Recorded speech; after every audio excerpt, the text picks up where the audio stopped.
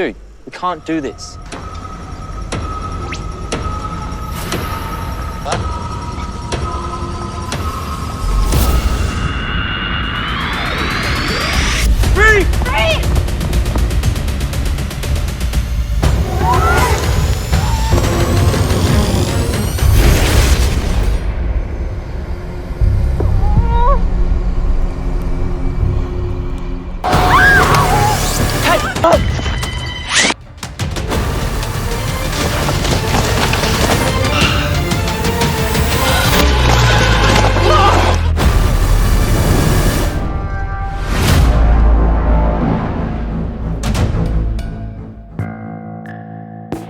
Cerita berawal dari suasana sepi di sebuah perkemahan bernama Aspen Water yang tentunya sangat terpencil karena berada di tengah-tengah kebun. Lalu dari sekian orang yang berada di lokasi perkemahan, si David merasa aneh dengan pria udik yang sok keren seolah ingin pelukan dengan api. Lalu temannya berkata mungkin si udik sedang ngahod-hod kedinginan hingga butuh kehangatan dari api. Lagian ngapain perhatiin orang aneh jika ada ciwi haredang di hadapan mereka?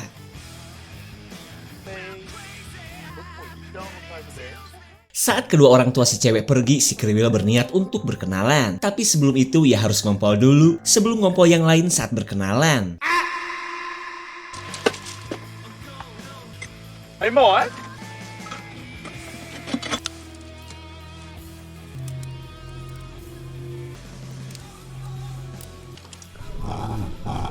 David merasa temannya itu lanjut ngising di semak-semak. Keadaan ini dijadikan kesempatan oleh David untuk menikung temannya itu.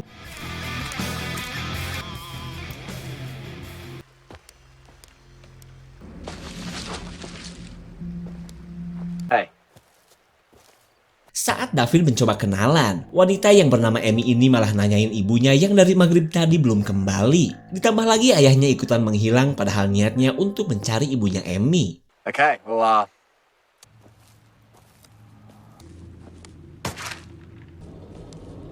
shit, filthy bastard. David menduga temannya ini sedang oleng akibat kebanyakan minum, hingga ia pun berniat untuk ngerjain temannya ini. Filthy? Bukan cuma melihat si kriwil yang tewas, David mendengar teriakan Amy yang ternyata sudah menghilang. Lanjut ia pun mencarinya ketika si udik tidak kelihatan lagi. You okay?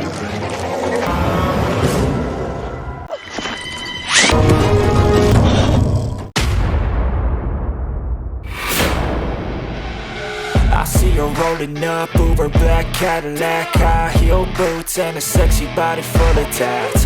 Baby's bad, oh baby's hella bad. After her there ain't no coming back. Wanna take a run at that. I think she's feeling. Beberapa hari kemudian kita beralih ke seorang pria bernama Bean yang sedang memujuk temannya agar ikut reunian bersamanya. Namun pria merana ini menolak ikut, apalagi acaranya camping-campingan gak jelas di tengah hutan. Kemudian Bean memberitahu reuni SMA yang ia buat ini cuma akan dihadiri oleh geng mereka dulu. Jadi ia harap Brad mau ikut daripada meratapi kejombloan dengan cara bertapak di rumah seperti ini. Together, but nobody seems to care.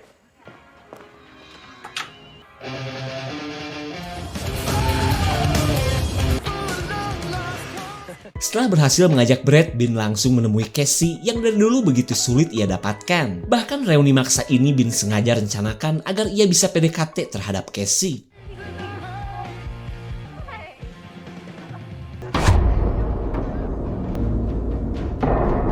Langit seolah runtuh saat Brad melihat mantan haredangnya ternyata akan ikut camping juga. Akan tetapi Brad berusaha terlihat happy di hadapan teman-teman semasa SMA dulu.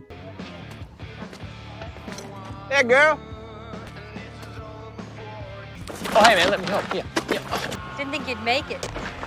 Brad baru tahu pria kekar yang menolak ia bantu adalah pacar barunya Scotty. Brad pun mulai terbakar emosi melihat tingkah Scotty yang dari dulu paling hobi memperbudak lelaki. Kemudian Brad marah karena merasa telah dijebak oleh Bean yang memang tidak tahu Brad sebenci itu kepada Scotty. Tapi ya karena sudah terlanjur ikut, Brad terpaksa akan menghabiskan weekendnya dengan penuh kekesalan.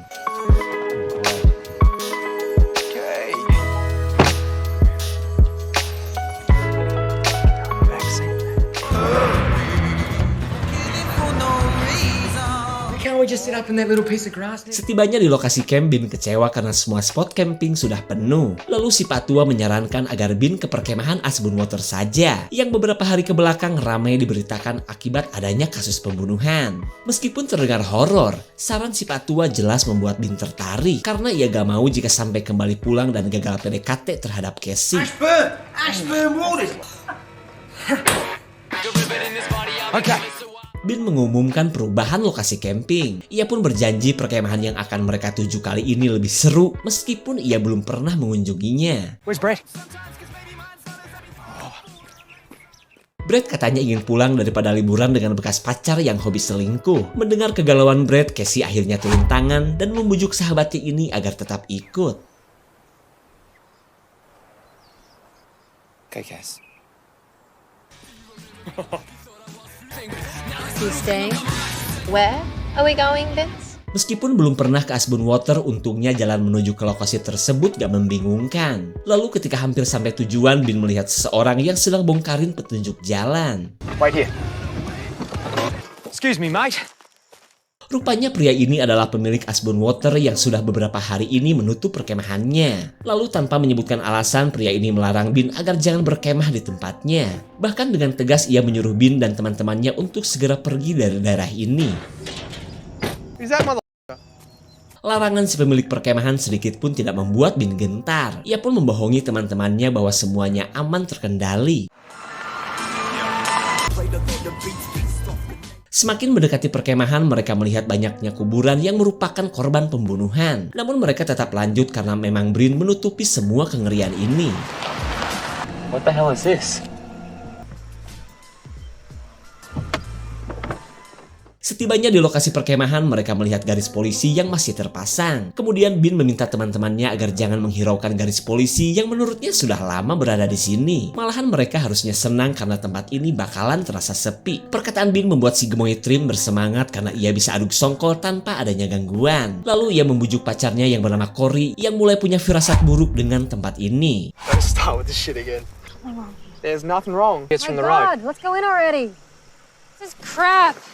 Akhirnya mereka sepakat memasuki perkemahan dengan meninggalkan mobil di depan gerbang. Mereka pun langsung melihat keberadaan si Udik yang ternyata sedang anteng memperhatikan mereka. Tapi bukannya takut, Scotty malah menganggapnya warga lokal yang baru pertama kali melihat kewes hedon seperti dirinya.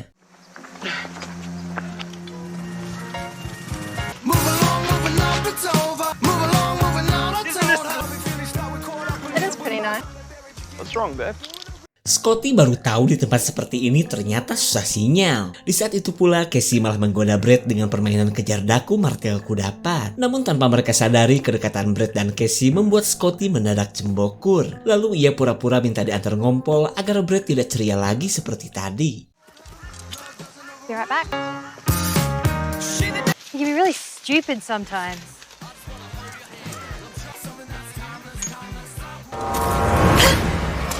Si Udik menyalahkan mereka yang tetap masuk padahal perkemahan sudah ditutup. Lalu ia menyuruh mereka segera pulang sebelum petaka benar-benar datang. Leave.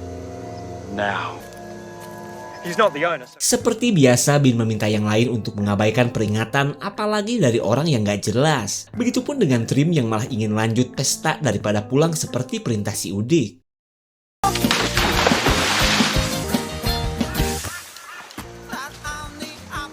Para belalai langsung tertuju ke body begeng Casey yang seolah jauh dari nutrisi MBG. Lalu tiba saatnya bagi Bin untuk mulai melancarkan serangan PDKT-nya. Di sisi lain, Cory gelisah sendirian karena menganggap keberadaan mereka di sini adalah sebuah kesalahan. Hey! Casey sadar tangan temannya ini baru saja melintasi permukaan tembolok lepetnya. Di saat itu pula, Brett kembali melihat si Udik yang semakin terlihat emosi.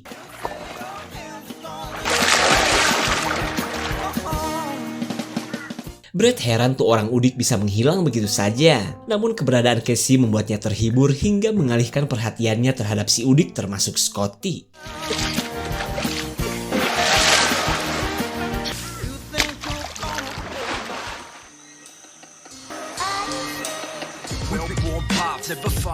Di malam pertama, Bin kembali melancarkan serangan setelah menggunakan parafum Fusel milik adiknya. Tapi bukannya tertarik, Casey malah fokus terhadap Brad yang sedang fokus merhatiin Scotty. Ruwet kan? Brad pun sadar mantannya ini sengaja adu paruh di hadapannya untuk manas-manasin dirinya doang. Wow, you can be a real bitch.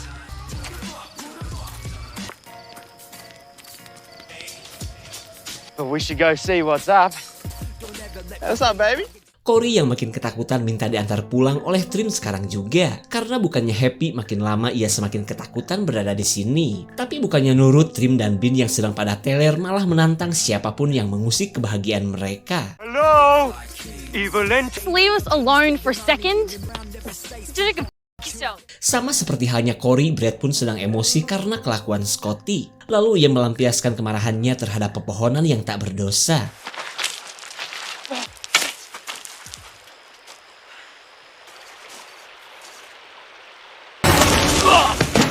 Brad bertanya-tanya akan sosok misterius yang baru saja salam interaksi kepadanya. Lalu ketika Casey datang, Brad kesulitan menjelaskan tentang sosok apa yang sempat membuatnya terjatuh. No idea. Go for a walk. Calm down. Ketika asik mabok, mereka menemukan tenda milik si Udik yang dilengkapi lingkaran dari garam. Tak lama kemudian, Brad pun melihat kelakuan kedua temannya yang sedang kekorotak di tenda orang. Found. What's this creepy shit? Mereka heran bocil seperti apa yang hobi menggambar abstrak seperti ini. Padahal, gambar ini adalah sketsa buatan si Udik yang selama ini memburu sosok penghuni hutan. Si Udik kembali marah karena para pemuda ini belum juga pergi. Terlihat Bin dan Trim pun kocar-kacir menjauhi si Udik yang gak mau garam saktinya putus.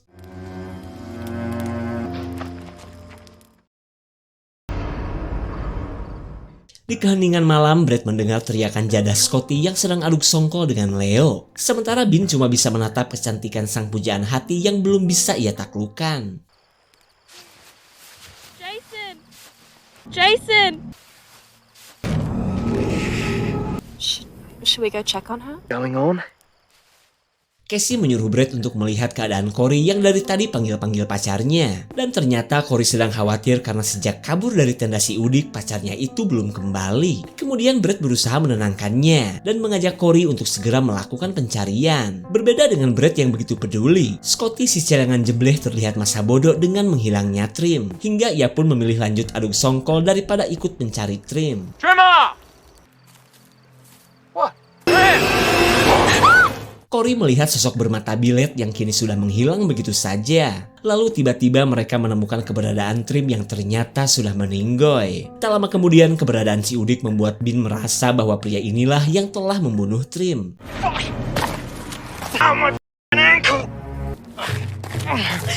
Kecerobohan Bin malah membuat cekernya ngagel ke Leo. Lalu mereka bergegas kembali ke tenda di tengah kelakuan si Udik yang sok misterius. I'll catch up. Oh my god. Semua orang masih sulit percaya atas apa yang menimpa Trim. Mereka pun akhirnya jadi takut pergi jika memang si Udik adalah pelaku yang telah membunuh Trim. Tapi menurut Casey, tuduhan tersebut salah karena luka di wajah Trim adalah luka dalam. Jadi bisa dibilang apa yang menimpa sahabat mereka ini bukanlah perbuatan manusia. Insides have been turned to mush. We can't stay here. Selang beberapa saat, Casey melihat keadaan Bin yang jadi kesulitan berjalan. Perhatian Casey ini seolah menjadi modal bagi Bin untuk langsung beradu paruh. Why don't you get us all together again? Oh. Vince, we always have been. Vince, stop it!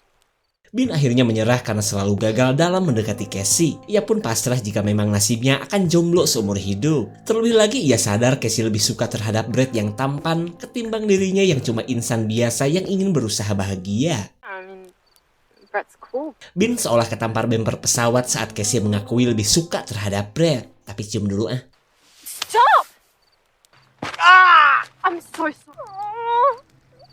Brad menyaksikan kesedihan Corey yang belum terima pacarnya meninggoy. Lalu tiba-tiba sosok misterius kembali datang dan menculik Corey.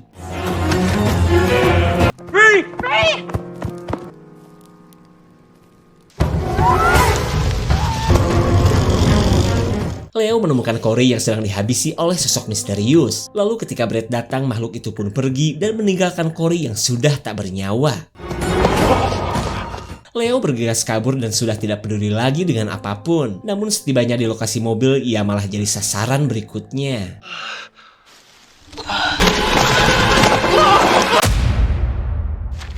Scout, we found her in the bushes. Brad menceritakan nasib tragis yang dialami teman-teman mereka, termasuk pelarian Leo yang kini entah berada di mana. Mendengar kabar tersebut, Scotty marah karena menganggap Brad sengaja ingin membuat pacarnya celaka. Merembet deh ke kisah masa lalu. Kemudian Brad menyebutkan alasannya yang meninggalkan Scotty yang dulu hobi selingkuh, padahal ia teh lagi lope-lopenya. Find Leo on the way. Let's go.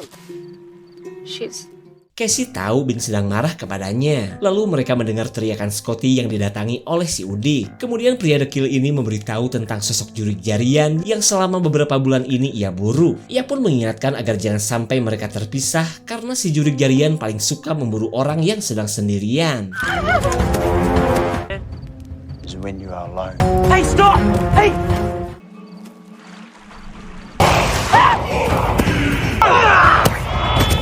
Untung saja Mang Udik gercep membantu sebelum si jurik jarian menghisap jiwa Scotty. Dan berkat bantuannya inilah Brad dan teman-temannya tahu bahwa si Udik berada di pihak mereka. put it down here. Setibanya di tenda, Scotty masih bisa merasakan geli-geli jerami di tubuh si jurik jarian. Sementara Casey baru ingat bahwa Bin sendirian di dalam tenda. Vince. Oh my god.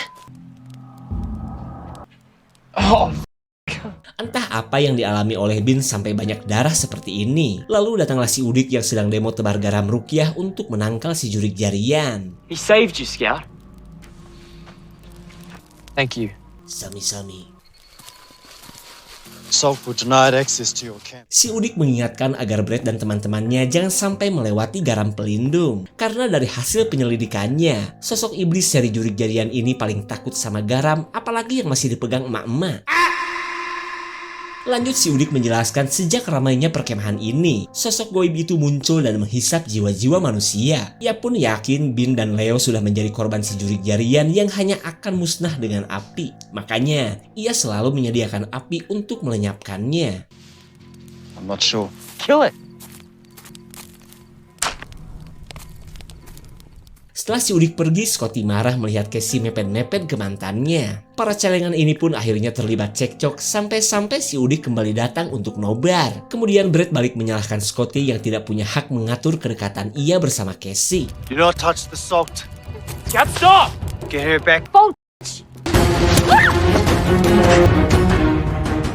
Setelah menyerang Scotty, si jurik bermata bilet benar-benar tidak mau melewati garam. Kemudian ia melanjutkan keseruannya untuk menghisap jiwa Scotty yang sudah banyak menyakiti kaum lelaki. It's taking her salt. Ah!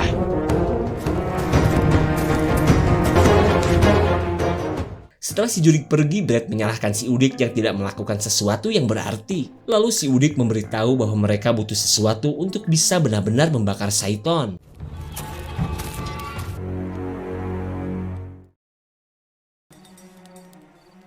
Singkat cerita, mereka merakit bom molotov menggunakan minuman sarita kokak yang kaya akan alkohol. Lalu si Udik membagi tugas bersama Casey agar Brad bisa leluasa untuk melakukan serangan. Saint Michael, mission against the wickedness and snares, and do thou. Brad dan Casey bisa mendengar lantunan syair horor untuk memancing sang jurik jarian. Hingga tak lama kemudian sosok yang mereka tunggu akhirnya datang juga. Hurry, girl!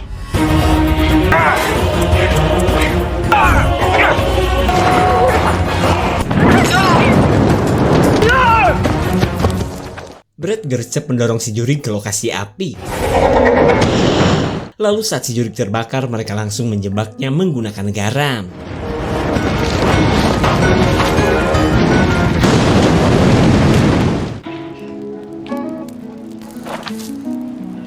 Brad dan Casey melihat musnahnya si jurik jarian diiringi kepergian si Udik yang ternyata sudah tewas. Mereka berdua akhirnya berhasil selamat, tidak seperti teman-teman mereka yang semuanya sudah pada tewas.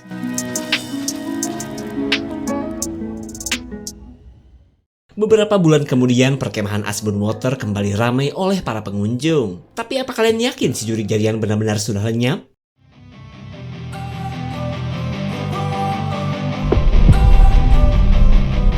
Don't wanna sleep been. Teror si jurik jarian ternyata masih akan terus berlanjut meskipun salah satu dari mereka telah berhasil dilenyapkan. Karena seperti yang dikatakan si Udi, sosok iblis berwujud jerami humanoid ini akan muncul jika perkemahan Asbun Water kembali rame. Dan sepertinya masih ada rahasia besar tentang perkemahan ini. So jika sudah muncul sequel keduanya, gak sudi bahas lagi film gajek seperti ini.